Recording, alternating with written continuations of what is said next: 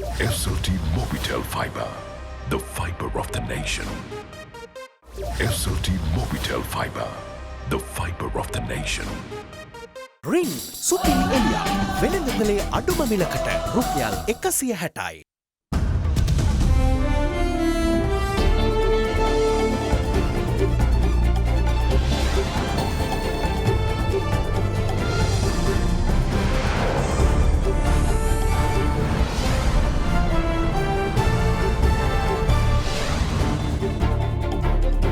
Tonight, it's not all that.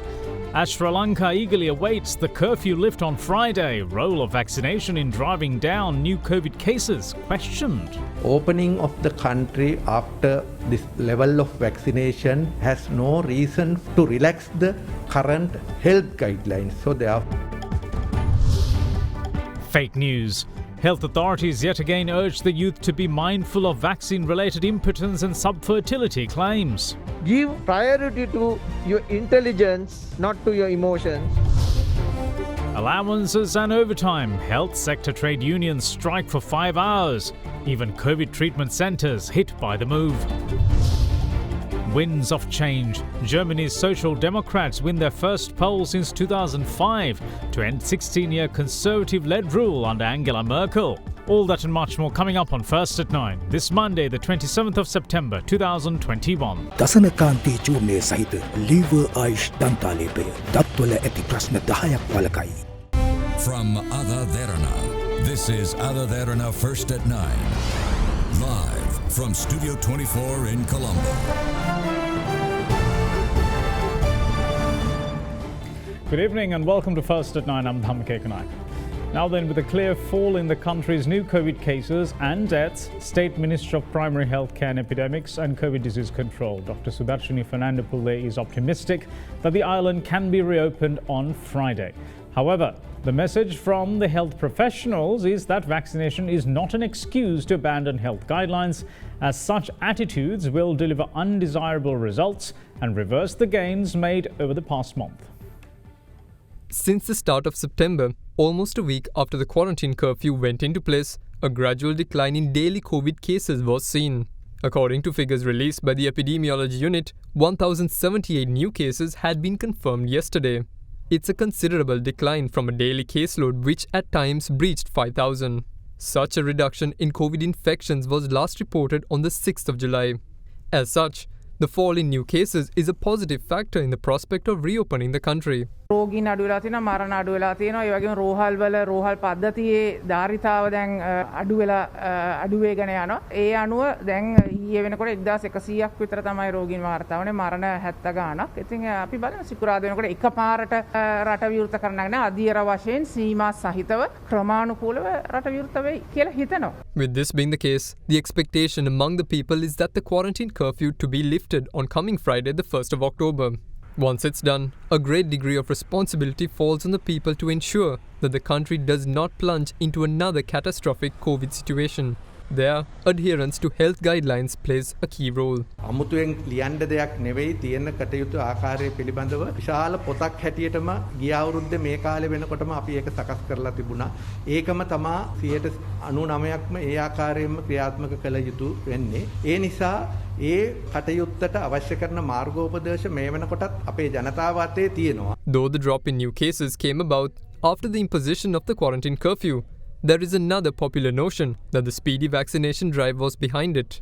Health experts, however, don't see merit in that argument. I personally feel that it is not true. Number of vaccination coverage has contributed to some extent, but main protection is coming through this vaccination is basically providing a protection from complications and death, and therefore it is very important to inform the public that opening of the country after this level of vaccination has no reason to relax the current health guidelines. So therefore, even though we have high vaccination coverage, adhering to the health guidelines is very important. Otherwise, the rate of spreading of this disease will continue despite high coverage of vaccination.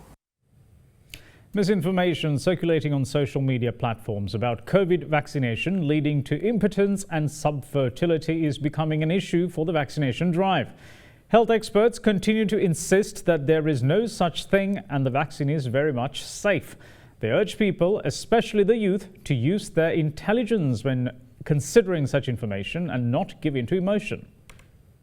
The numerous avenues opened up for people to exploit to propagate misinformation has been one of the key drawbacks of technological and communication advances the world has seen. From politics to science, misinformation has become commonplace, especially in Sri Lanka, where some experts say that there aren't adequate laws to tackle the practice.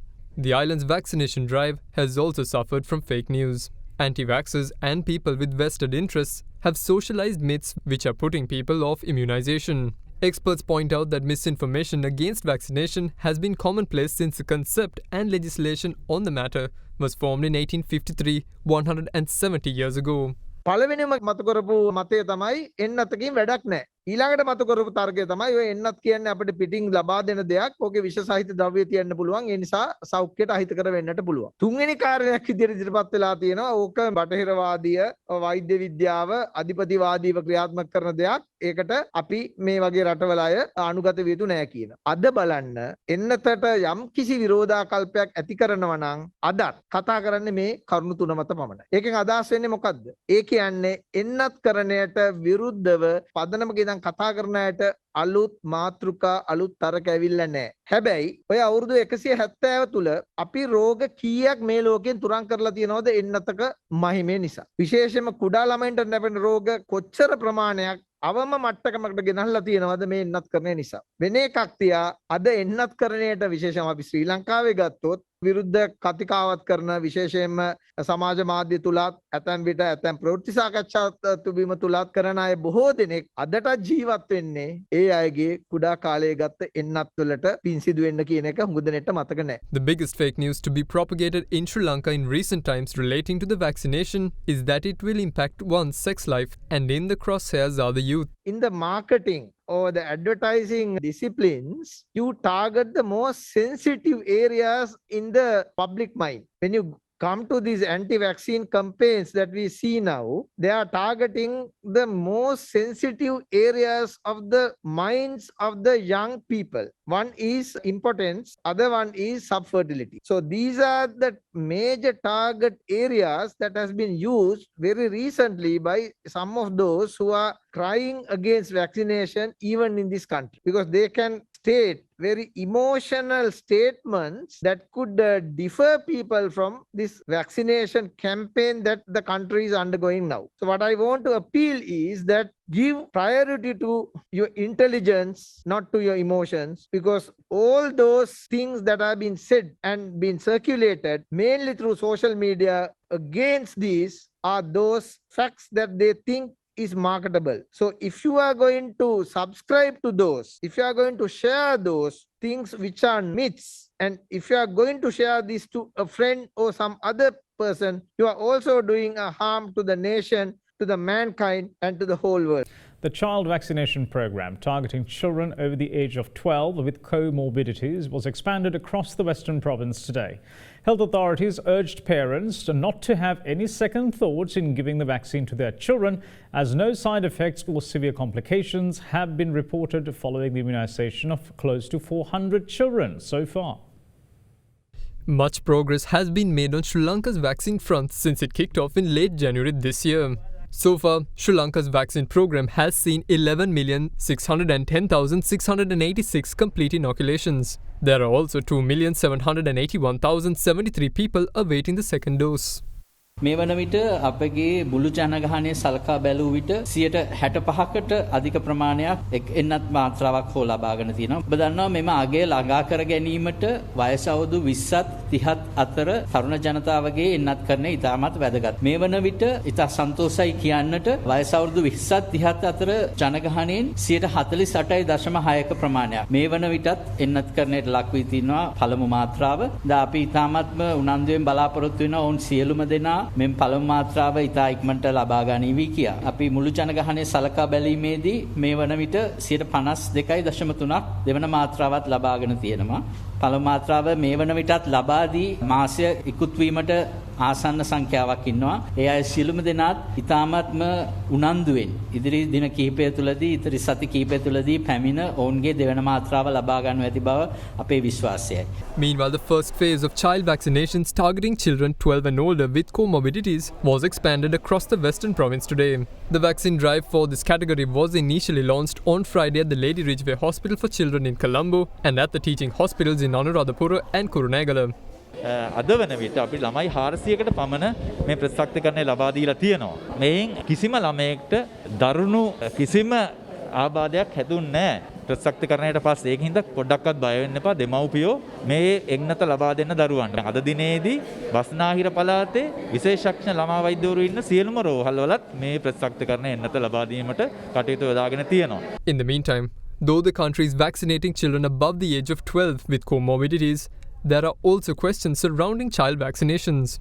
වාර්තා වෙනවා විශේෂයෙන්ම පාසල් ළමුන් එන්නත් කිරීමේදී උසස් පෙළ ළමුන් පළවෙනි එන්නත් කරන්න කියලා. කවදා වගේ දිනක එන්නත් කරන්නට ඉතලා 12ට වැඩි සංකුලතා තියෙන අයව එන්නත් කරලා අවසන් වුණාන් පස්සේ 15ට වැඩි අය එන්නත් කිරීමට රජය කටයුතු කරා. ඒ සඳහා තාක්ෂණික කමිටුවේ නිර්දේශය අවශ්‍ය වෙනවා. මොකද මක තොරතුරු අනුව 12ට වැඩි අය එන්නත් කිරීම පිළිබඳව පොඩි තාම හරි තීරණයකට එළඹිලා නැහැ බටහිර රටවල. මොකද කොරෝනා හැදෙනවට වඩා අවදානමක් තියෙයි කියලා කියනවා මේ එන්නත හරහා. ඒ නිසා තවමත් හරි තීන්දුවක් මම හිතන්නේ විදේශ රටවලත් අරගෙන නැහැ. ලෝක සෞඛ්‍ය සංවිධානය දීලත් නැහැ. අපේත් ලංකාව තුළ තාක්ෂණික කමිටුව ඒ තොරතුරු සියලුම දේවල් පිරික්සලා දරුවන්ගේ ආරක්ෂාවට මුල් තැන දීලා ඒ තීන්දුව ගනී. Meanwhile, the island nation's vaccine drive was boosted once again after 31,590 doses of the Pfizer vaccine touched down at the Bandaranaike International Airport earlier today. Operations at several major hospitals were halted for 5 hours today as over 40 health trade unions launched a token strike. It was launched citing several demands, among which were the resumption of the 7,500 rupee COVID allowance and overtime pay. 44 trade unions of the health sector withdrew from service at 7 a.m. this morning. The move was made based on several demands, with some of it being the resumption of the 7,500 rupee COVID allowance, provision of special leave, sans limit and removal of limits on overtime pay. The trade union action was in effect for 5 hours until noon, and it hampered the running of the Colombo National Hospital, Colombo South Teaching Hospital, Colombo North Teaching Hospital, National Eye Hospital and the Kandy National Hospital. Patients, both resident and those visiting the outpatients department, were severely inconvenienced. Meanwhile, the Ministry of Health said that the strike had not had an impact on the vaccination rollout for children with comorbidities aged between 12 and 20 years.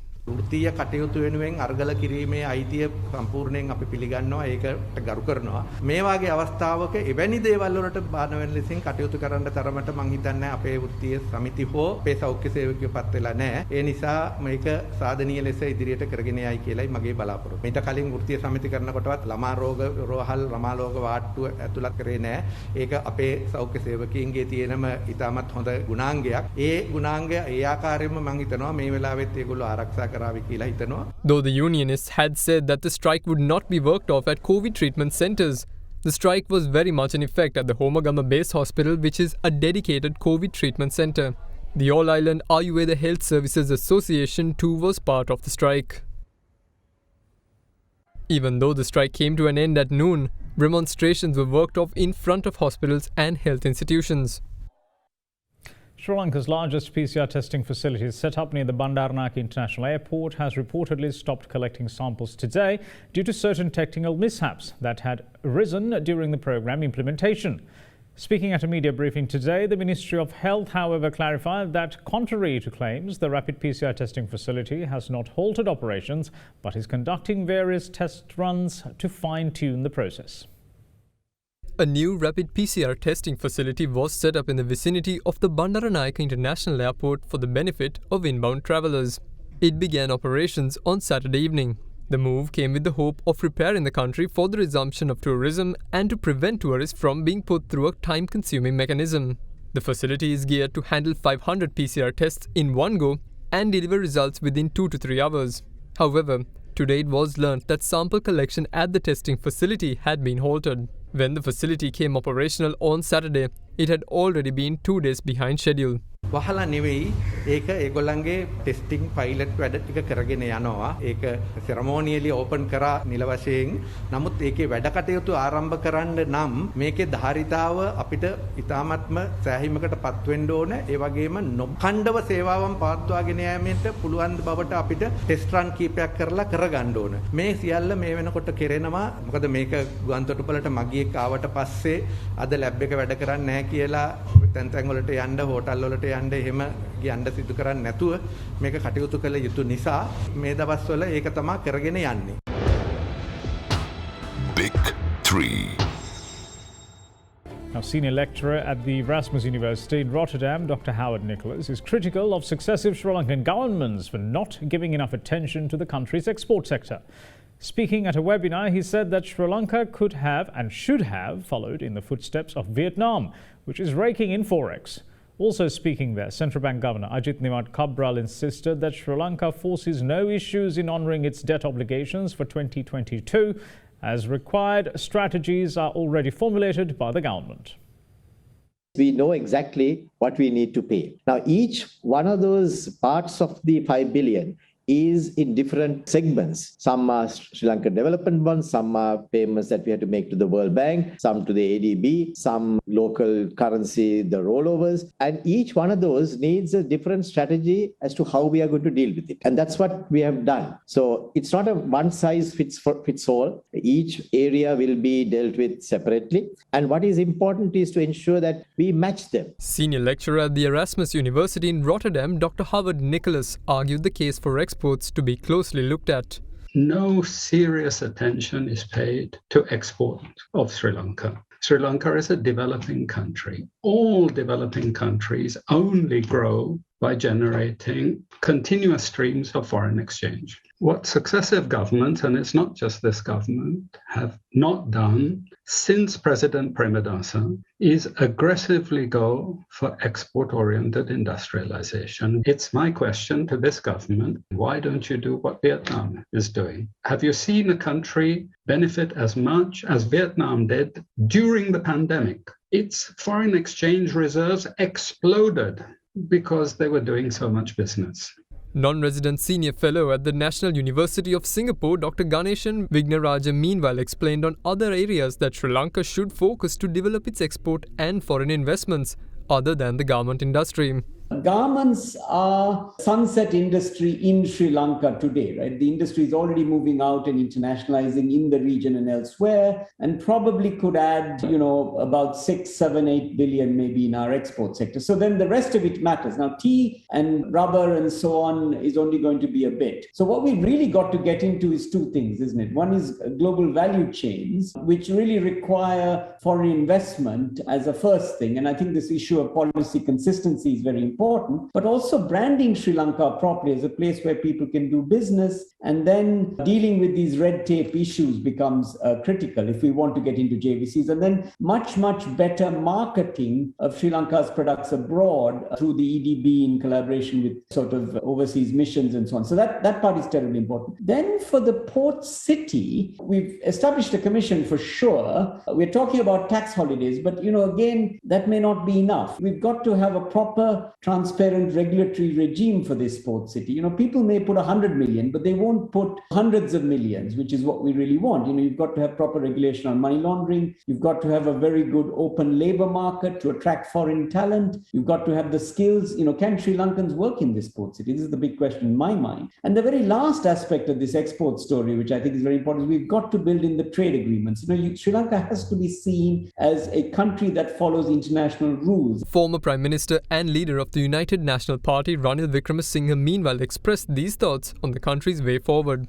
We are limited. We now have to go out like we did in 77 and find a new avenues. We have to look at the service sector, make Sri Lanka the logistics center. Then we may have to go to semi-automation. We will have to look at digitalization. Many other services like insurance, for which we can be a hub. We've got to work it out. But before all that, we will have to attend to the development of human skills. Our post-school training is the weakest point in the education system. We have to start with that. And the question is, all this is going to take 10 years. In the meantime, we have to manage our situation. So we will need the help of IMF.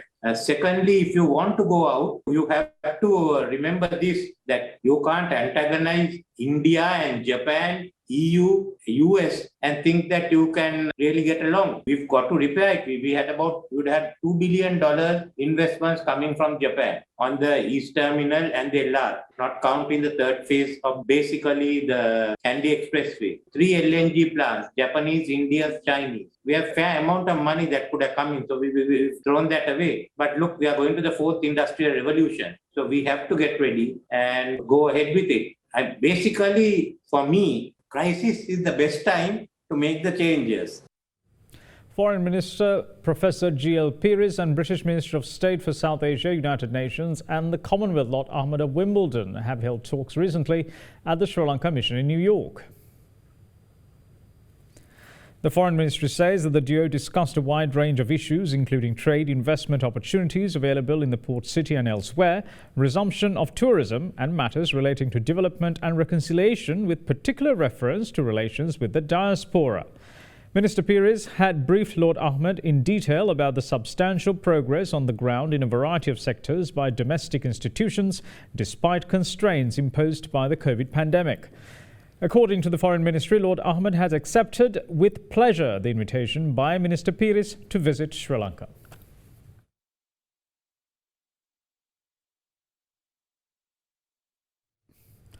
Meanwhile, the Foreign Minister also calls on the world to rededicate to collectively work towards reinforcing and safeguarding the democratic principles and systems of governance. Addressing the 10th Ministerial Conference of the Community of Democracies recently, he also said that the global challenges can be curtailed only if democracies work together. We strongly believe informed participation by all elements of society, men and women in a country's economic and political life, is essential for the building of a vibrant and durable democratic society. Democracies are stronger when they work together, and it is only through confronting these global challenges together and upholding our traditions, shared values and principles enshrined in the Warsaw Declaration, and the promotion of effective multilateralism and a rules-based international order that we can be resilient and ward off these threats. We need to do more to promote government-to-government and people-to-people linkages and promote civil education and literacy that will strengthen our democratic institutions, and the sharing of best practices will support these norms and values. Where appropriate, we need to promote discussions and forums on subjects relevant to democratic governance to continue and deepen our dialogue on democratization. Civil society and youth are necessary to help strengthen democratic resilience. The role of women, too, is crucial. In this regard, Sri Lanka was pleased to take part with Liberia, the Philippines, Romania, and Nepal in the Engaging Women in Sustaining Peace project last year, carried out by the Secretariat of the Community, where women leaders in peace building and peacekeeping were interviewed to present their stories to the public and highlight the many achievements of women in sustaining peace as well as challenges to their participation in these settings, and raise awareness about the contribution that women make across the world to preventing and resolving conflicts and peace building that can serve to inspire future generations to actively engage women in sustaining peace and serve as a guide to best practices. At this critical juncture, let us all rededicate ourselves to work with renewed vigor and commitment to collectively work towards reinforcing and safeguarding our democratic principles and systems of governance built on respect for human rights, strong institutional capacity, transparency, and trust if we are to overcome the global crises before us and build back a more humane and sustainable world for the benefit of future generations.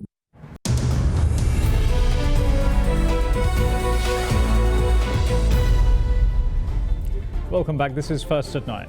Now, ELM Consultants Limited commenced trading on the Empower Board of the Colombo Stock Exchange today. The company listed 90,900,000 ordinary voting shares and has been classified under the Industry Group 2020 Commercial and Professional Services. Commenting on the listing, CEO of the CSC, Rajiva Bandaranaike, said that 2021 has been a significant year for the primary market of the CSC in terms of the capital that has been raised, as the exchange has facilitated over 30 new listings amounting to nearly 100 billion rupees, surpassing the 66 billion rupees of capital that was raised last year. Now, taking a look at the Colombo Bourse, the all-share price index gained 329.54 points to end at 9,269.65, while the S&P SL 20 index of more liquid stocks ended at 3,416.12, following a gain of 68.31 today. The market turnover was 6.7 billion rupees. Here's Dimantha Matthew with a brief report on today's market performance. Today we saw a further boost in the index for the fourth consecutive day. So it has been a gradual acceleration in the bullish market at the moment. The highest intraday gain we've seen for 7.5 months was recorded today of 330 point increase during the day. We are seeing the index surpassing the 9,000 mark, moving directly to 9,269 points and 65. Transportation and the diversified financials segments were the ones with the majority of the gains, with today's overall turnover was around 6.7 billion rupees, surpassing the 5 billion mark after quite a while. Out of that, 2.5 billion of turnover was coming out of this transportation sector. The rupee, meanwhile, remained unchanged at 202.99 cents against the US dollar today. Let's now take a look at how the Sri Lankan rupee fared against other major currencies during the day.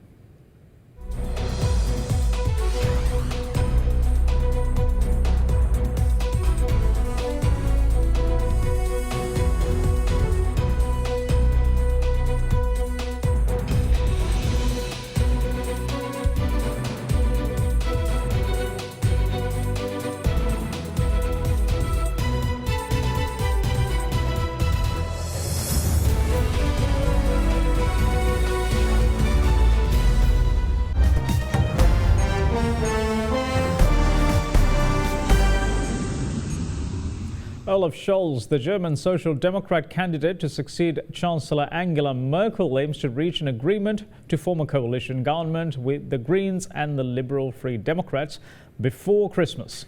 Provisional results say that the SPD won 25.7% of the vote, ahead of 24.1% for Merkel's Conservative bloc in Germany's polls. Scholz says he has a clear mandate to form a government. However, his Conservative rival, Armin Laschet, has vowed to fight on. Germans woke up this morning wondering who might lead the next government, following the close national election result hours earlier.